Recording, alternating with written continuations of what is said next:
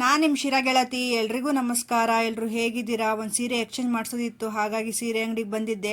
ಅವ್ರು ನೋಡಿದ್ರೆ ತೆಗಿತಾ ಇದ್ರು, ಒಂದು ಚೆನ್ನಾಗಿರಲಿಲ್ಲ. ನಾನು ಬಂದಿದ್ದೀನಿ ಅಂತೇಳಿ ಒಂದು ತಾಂಡೆ.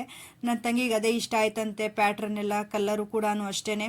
ಬಿಡಕ ಈ ಥರ ಇರಲಿಲ್ಲ ಅಂತೇಳಿ ಅವಳು ಕೂಡ ಹೇಳ್ತಾ ಇದ್ಲು. ನನ್ನ ಸೀರೆ ಕೂಡ ನೋಡಿದ್ಲು, ಕಲರ್ ಕಾಂಬಿನೇಷನ್ ಚೆನ್ನಾಗಿದೆ ಅಂತ ಅವಳಿಗೆ ಇಷ್ಟ ಆಯ್ತಂತೆ.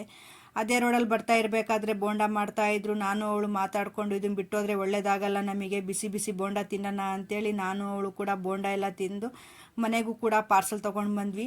ಹಾಗೆಯೇ ಅವೆರಡು ಸೀರೆನೂ ತಾಂಡಿರೋದು ನಮ್ಮ ದುಡ್ಡಲ್ಲೆಲ್ಲ. ನನ್ನ ನಾದಿನಿ ಮದುವೆ ಸೆಟ್ ಆಗಿದೆ, ಅವ್ರು ಕೊಡಿಸಿದ್ದಾರೆ. ಹಾಗಾಗಿ ಒಂದು ಚೇಂಜ್ ಮಾಡಿಸ್ಬೇಕಾಗಿತ್ತು. ಚೇಂಜ್ ಮಾಡಿಸಿ ಅದ್ರ ಮ್ಯಾಚಿಂಗ್ ದಾರ ಮತ್ತು ಲೈನಿಂಗು ಫಾಲ್ಗಳೆಲ್ಲ ತೊಗೊಂಡು ನಾನು ಮನೆಗೆ ಬಂದೆ ಅವಳಿಗೆ ಬಸ್ ಹಚ್ಚಿ. ಹಾಗೆಯೇ ನಾನು ಬೆಳಿಗ್ಗೆನೇ ಅನ್ನ ಮಾಡೋಗಿದ್ದೆ, ನನಗೆ ತುಂಬಾ ಹೊಟ್ಟೆ ಸಿಗ್ತಾ ಇತ್ತು.